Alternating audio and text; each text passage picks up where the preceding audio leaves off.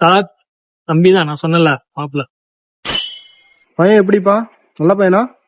Sir, ஃப்ரெண்டுங்கிறதுக்காகலாம் சொல்ல, பையன் சுத்த கோல்டு.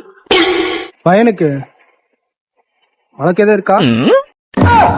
ஒன்றும் பழக்கம் கிடையாது. வெத்தலை பழம் கூட போட மாட்டான்.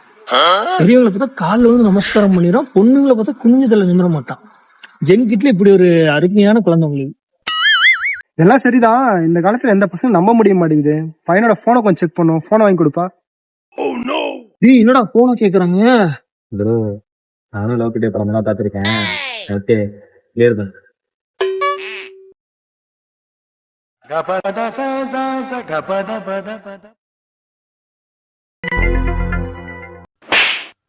ஏண்டா ஒரு பழக்கம் இல்லைன்னு சொன்னா மொத்த சுத்தி டாஸ்மாக் ஜிபே பண்ணி வச்சிருக்கான்டா.